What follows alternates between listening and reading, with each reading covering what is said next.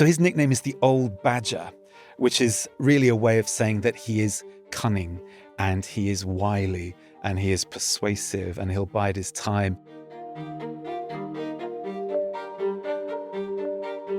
What leadership lessons can we learn from history's most powerful people? I'm entrepreneur Mike Soutar, author of Next Gen CEO. You may also have seen me scrutinising candidates' business plans on BBC One's The Apprentice. In History Extra's new series, History's Greatest Leaders, I'm talking to historical experts about some of the past's most remarkable people, individuals who used their leadership skills to leave a lasting legacy. If you don't want to miss an episode, don't forget to like and subscribe.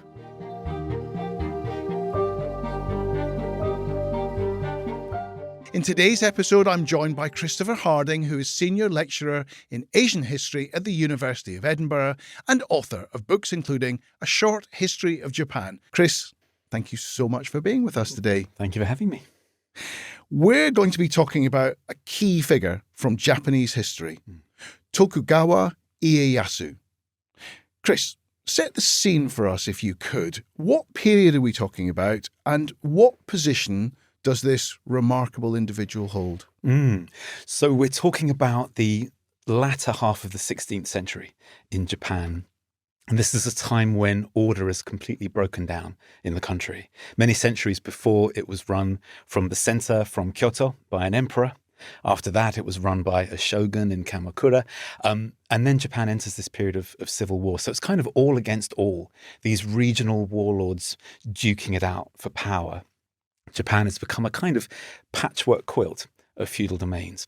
And what everybody wants to do in this period, if you're an aspiring warlord, what you want to do is expand your domain, try and take over surrounding domains, build up your power, and eventually march on Kyoto and take that place for yourself and kind of claim the mantle of a unifier of Japan. And this is where Tokugawa Ieyasu comes in. He's the man we associate with finally achieving that aim. So Ieyasu is a samurai and a statesman who founds the dynasty that unifies Japan and rules it as well for over 250 years. It completely reshapes the nation's history. Now, we've already got in that description a sense of apparent contradiction at play here. When people think of samurai, they probably associate them with warfare. But Chris, despite ruthlessly, violently seizing power to establish his reign, Tokugawa seems to have often actively sought to avoid conflict and was even accused at one point of cowardice by his enemies during one pivotal moment. How do we square off these two conflicting reputations? It's a good question. I think I would probably start by saying that by the time we get to Tokugawa Ieyasu and his era, so the late 16th century, for 3 or 4 centuries already, the samurai have been ruling Japan. And yes, they are warlords. They're trained to use the bow. They're trained to use the sword. It's a very bloodthirsty era, and we shouldn't try and whitewash that. Just as a sort of brief example, some of the battles in which someone like Tokugawa Ieyasu is involved are extraordinarily bloody. At the end of it, you might behead the key enemies who you've defeated, and you'll carry their heads by the hair or on your horse to take them to your commander and get your reward for what you've done. It's fairly gruesome stuff. But the samurai are also a kind of cultural elite. So they're really well educated. They are well read in Buddhist sutras. They know about Japan's past. They think a lot about politics. They ponder what a well-functioning nation ought to look like. So they have all these other aspects to them, I think. And what you see in Tokugawa Ieyasu is he's someone who knows how to balance those different aspects of the samurai personality. I think that's what he's so successful at doing. So let's go back into his early life and times. What do we know about that? One of the big practices in this era, in terms of different families, as I was saying before, duking it out for control, one of the big practices is hostage taking. So if you want to guarantee the good behavior of your next door neighbor, maybe you've made some kind of an agreement with them, you might marry off a member of your family to them. Doesn't often work because marriage doesn't really guarantee much loyalty. Hostage taking often does. If you take someone's wife, maybe their children, including their heir, have them in your castle, then there's a certain guarantee that they'll behave well. So Tokugawa Ieyasu has the kind of upbringing I think lots of people of his class do, the kind of elite samurai. He spends a lot of it in semi-captivity. Right. So he is effectively a hostage of the Imagawa family early on. And the Imagawa family bring him up to really be their own retainer, to fight for them. So he gets a good education in the arts, he gets a military education. And when he first crops up in history, which is probably the late 1550s, around 1560, he's already on the battlefield and he's fighting for the Imagawa family. And it's the point in a moment, I think, where he turns against them, where his own career takes off. So he's in captivity on one hand, but at the same time, the way you describe it doesn't sound, I mean, he's not in prison in chains. I mean, he's a hostage, but actually, they're actually trying to treat him well and trying to turn him. Yes, I think absolutely. I think the idea is that if you bring someone like that up almost as a son in your own household, that they will be loyal to you, they will fight for you. And if they're loyal to you, then their extended family and their own domain is at least to a degree under your control as well. So it doesn't pay to treat a hostage badly, because then you're making enemies of their wider family and their wider domain. And I should say one perhaps extra thing, the part of Japan we're really interested in at the moment, at the beginning, I think, of this conversation is central Japan. So everyone will know Japan is 4 islands. The main island, which is home to places like Tokyo, Osaka, Kyoto, is called Honshu, more or less means main island. And in the central part of Honshu, not far from where Kyoto is, this is where I think some of the fighting was really at its most intense. So control of central Honshu is what people are really fighting for in the 1560s, 1570s, around this time, basically. And where is Tokugawa held in captivity? Is that in that central part of the now what we regard as Japan? Yes, in that central part, in a place called Okazaki Castle. That's where he spends most of his early life. And then we find him from the late 1550s onwards out on the battlefield in central Japan. He's still a hostage. He's fighting for the family who are holding him hostage, but that changes?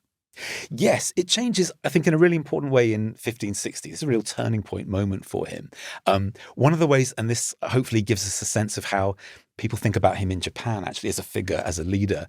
One of the ways they think about him in Japan is as one of the 3 unifiers. So you get these 3 great, I'd say, legendary warlords, one after the other in this period, who each make a contribution towards unifying Japan. Tokugawa Ieyasu is considered to be the 3rd and final of the unifiers.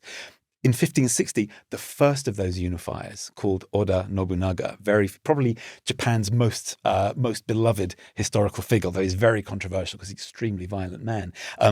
He fights a battle in 1560 against the Imagawa family, who are keeping Tokugawa Ieyasu effectively hostage and who he's fighting for. Oda Nobunaga wins that battle, and then Tokugawa Ieyasu faces probably the first big choice of his career as someone who's formerly fought for the now defeated Imagawa. Should he take up arms against Oda Nobunaga, or should he come to some kind of agreement with him and develop a partnership? And if he develops a partnership, then the 2 of them together can cooperate in central Japan. You know, this is a period where you either make a partnership or you go to war. Yeah. And the kind of oscillation between the 2, these are really big leadership decisions, I think. So that's 1560s, I think, quite a big moment for Ieyasu. So he decides to form an alliance. I'm guessing. Plot spoiler, right? Plot spoiler. Yes, he does. It's funny. Oda Nobunaga, this first unifier, successful in battle, still a young man.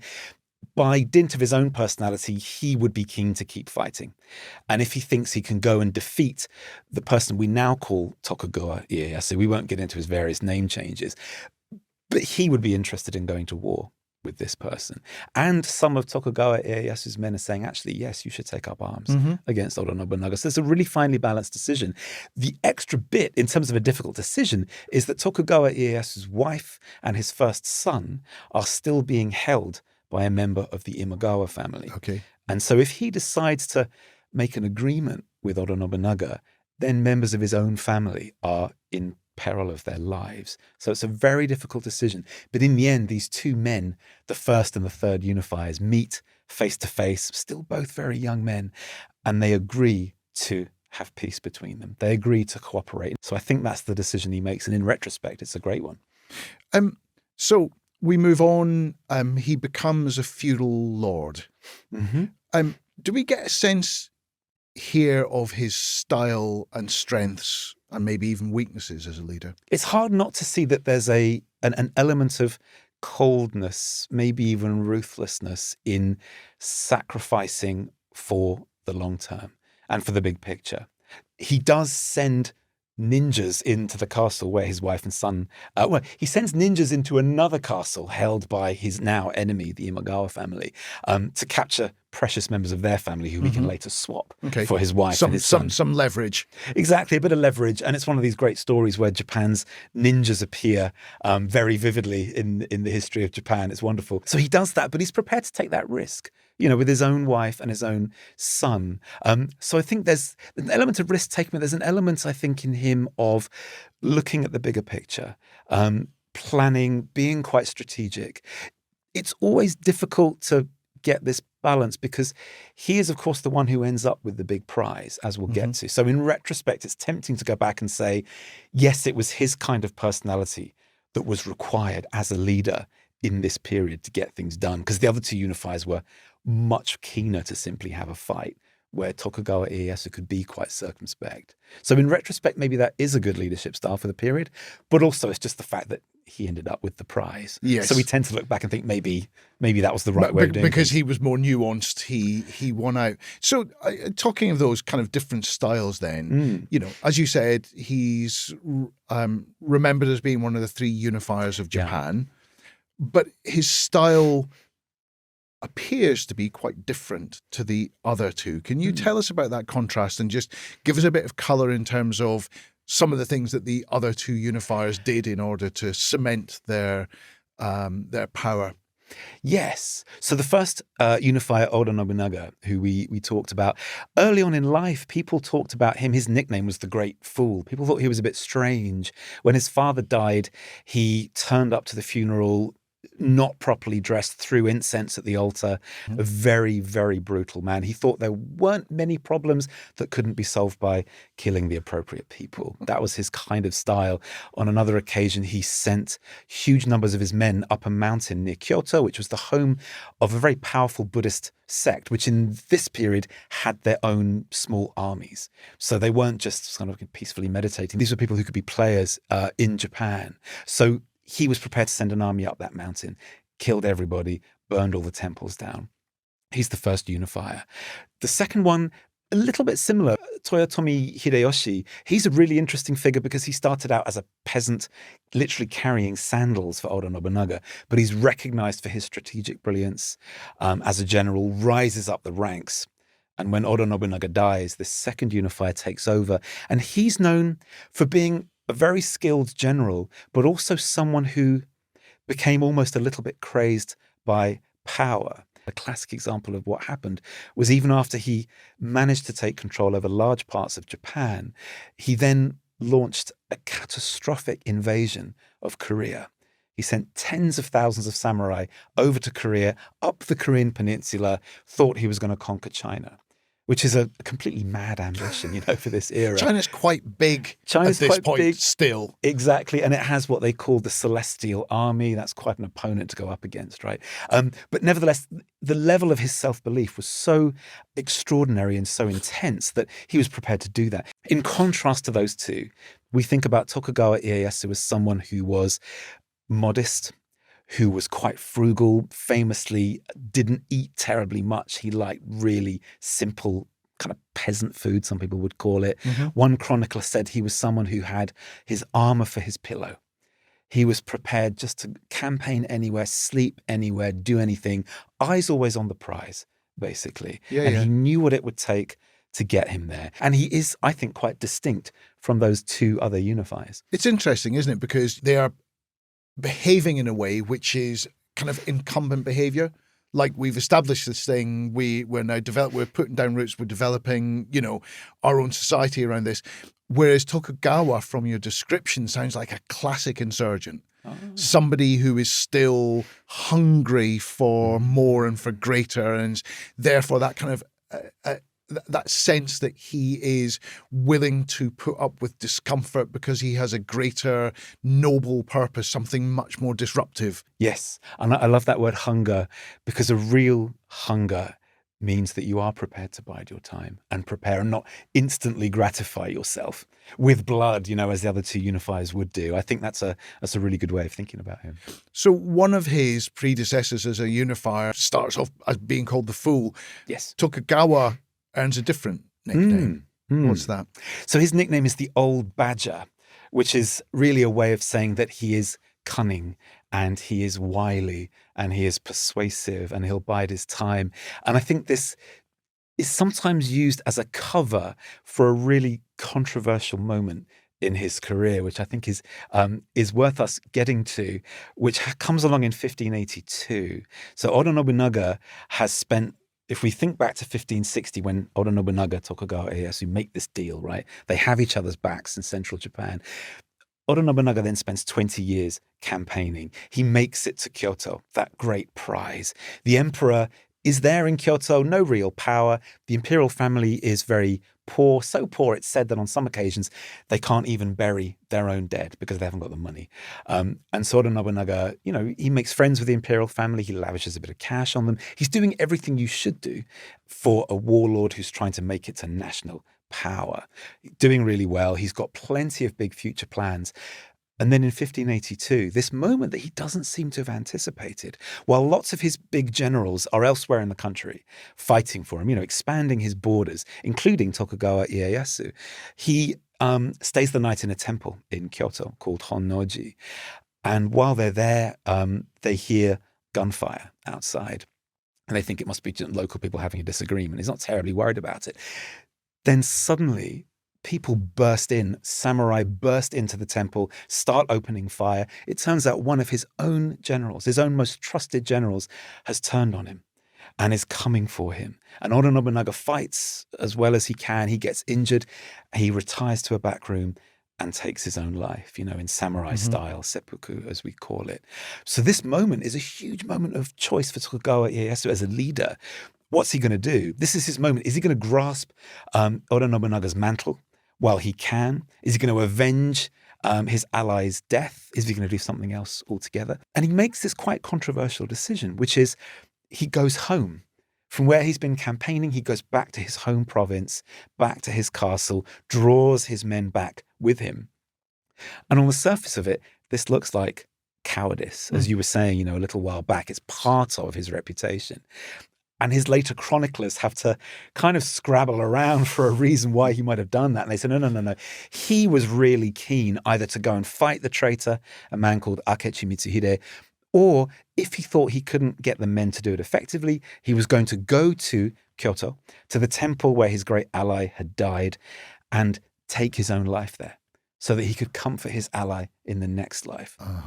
It was only the men around him who said, no, your time has not yet come. Let's go back home. Let's build up our power. Let's bide our time. Let's see what happens. The deck is being shuffled again in Japan now because of the death of Oda Nobunaga. Let's just see what happens. I think that's part of that old badger reputation.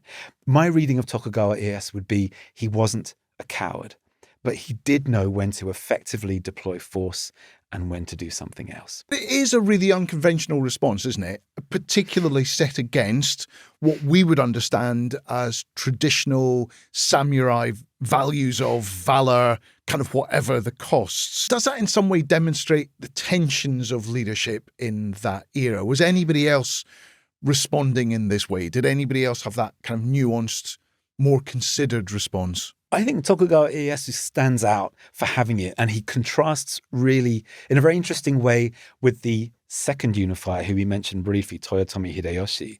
So he's over in the west of Japan when this great event happens, the death of Oda Nobunaga in 1582. And his immediate response is he gathers together his army. He puts them on this extraordinary forced march to get back towards Kyoto and to take on the traitor directly, takes on Akechi Mitsuhide, slaughters his army.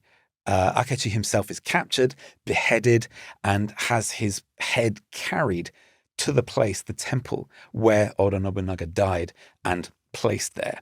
So that crowds in Kyoto will come to see, and some lay flowers and some just have a good look at this slowly rotting head. And he's really, Toyotomi Hideyoshi really captures people's attention with this, captures their loyalty, because he is the classic example of someone who will take a risk to avenge his lord. That's certainly how he would portray it. I think really what he's doing, of course, is here's my chance for national power. Here's my chance to inherit what Oda Nobunaga's done and build on it. Which of course he does. And that works out for him. So he is the next heir to that piece of power. Yes, it works out nicely that for the next, 15 or so years, he picks up where Oda Nobunaga left off. He builds up his power in Japan until he controls most of the main island of Honshu. He takes a huge army south to an island called Kyushu. People will know the city of Nagasaki. That's where Nagasaki is.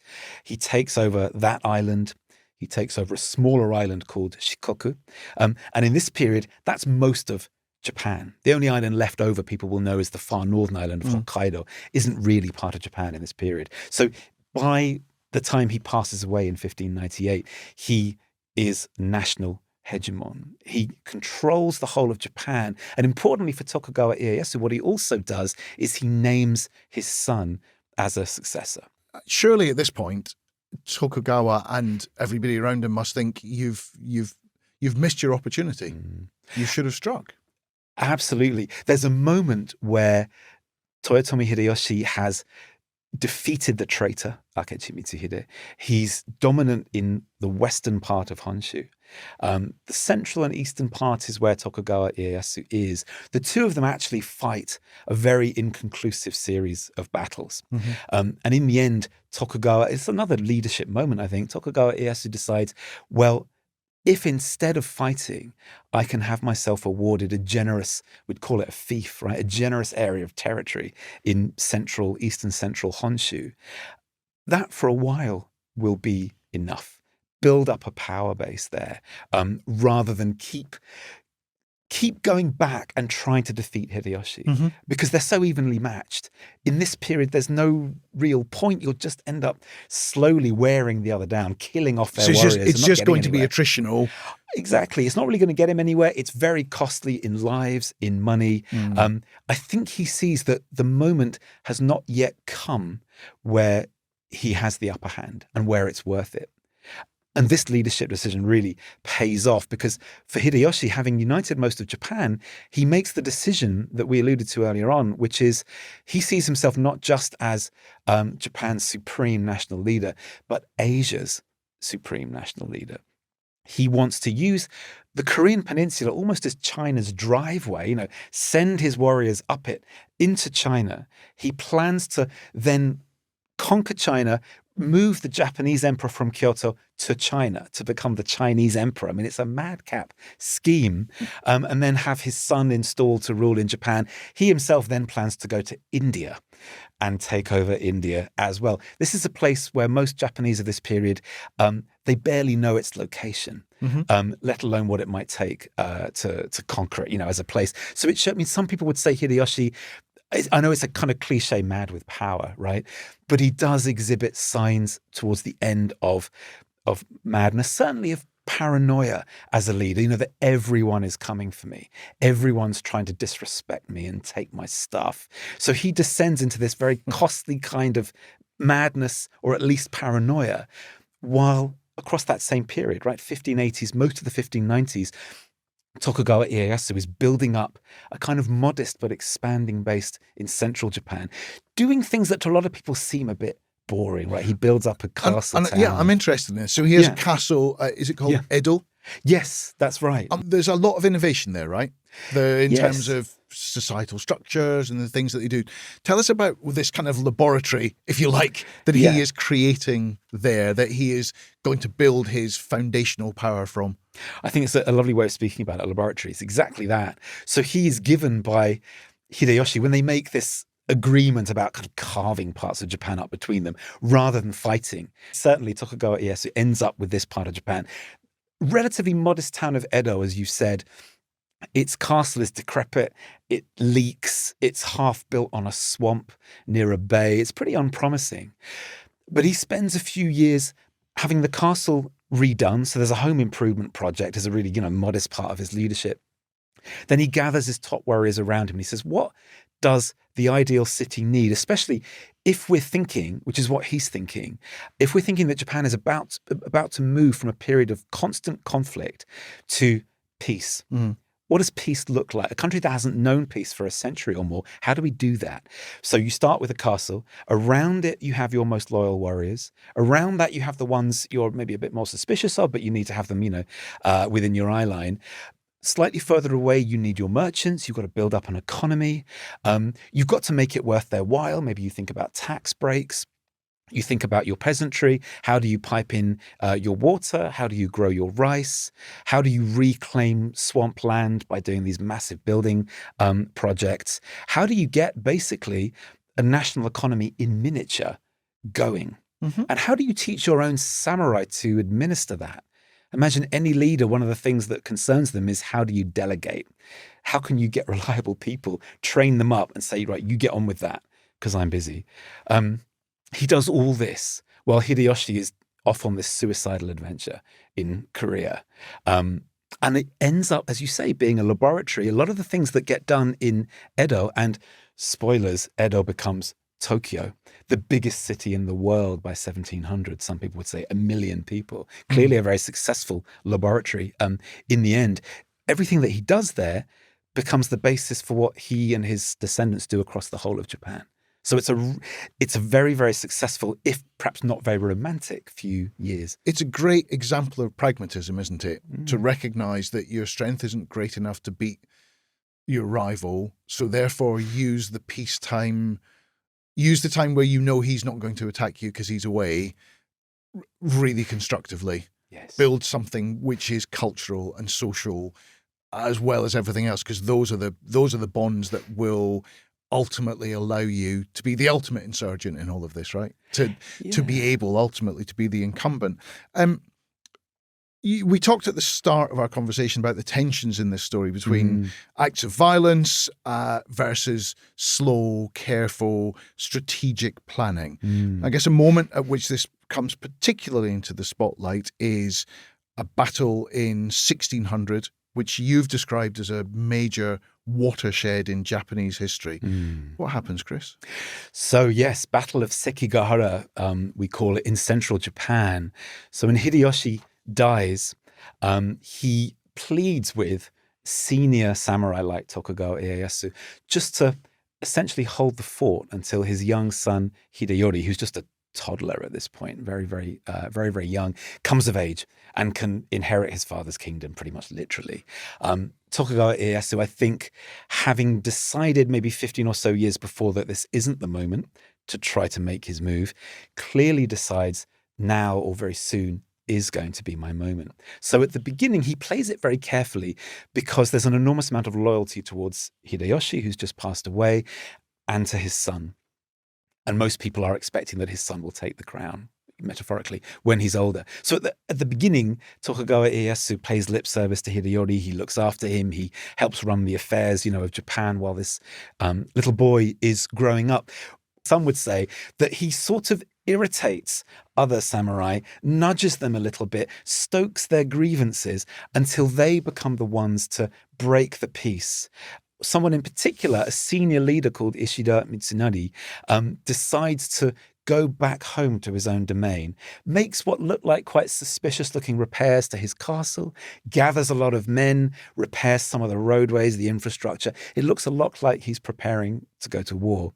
And this lets Tokugawa Ieyasu say, come back to Osaka or Kyoto, one of these national centers, explain yourself because you're breaking the peace. So he looks like he's not the one doing it, but a lot of people, back to the old badger, think actually behind the scenes he's trying to engineer something.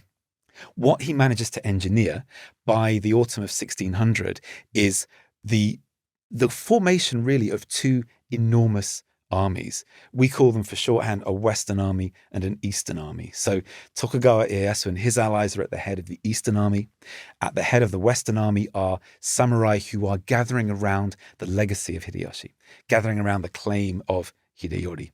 And what's lovely about this battle is it isn't entirely a straight fight. Again, this is the old badger at play in the run-up to what Tokugawa Ieyasu knows is going to be the contest for power in Japan. He sends messages, he sweet talks people, he manages to get a couple of key allies of his rivals to pledge that when it comes to it, when the battle begins, they're going to switch sides. They'll defect at that point. Just at the last minute, they'll defect.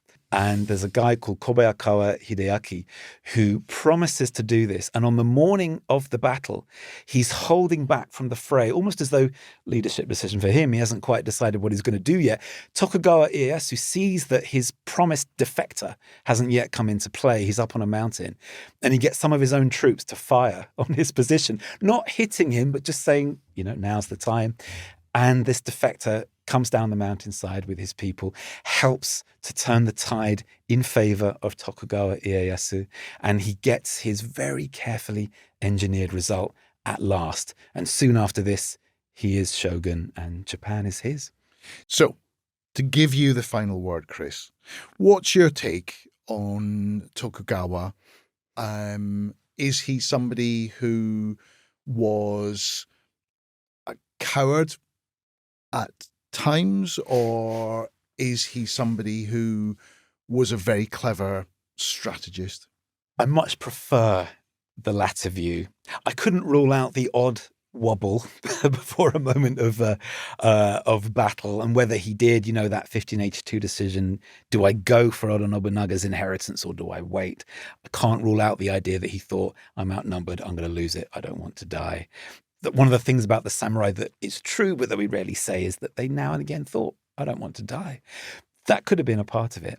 But the fact that he managed to put together a system, a political and social system that lasted from 1600 to the steam age, until the middle of the 1800s when the Americans turn up in these heavily armed steamships, that system held for so long, and that every leader across that period, 250 years, whenever they faced a decision, one of the first things they would ask is, what would Tokugawa Ieyasu have done? I think if that's how they felt about him, there's no harm in us feeling the same way. And that's all we've got time for today. Chris Harding, thank you so much again for being with us. I found that genuinely, absolutely fascinating. If you want to find out more about Tokugawa Ieyasu, his life and times, the History Extra team has put together a wealth of articles, podcasts and videos. You'll find the link to those in the description to this episode. We'll be back soon for more of history's greatest leaders, but for more fascinating content on some of the past's most powerful people, visit the History Extra app now.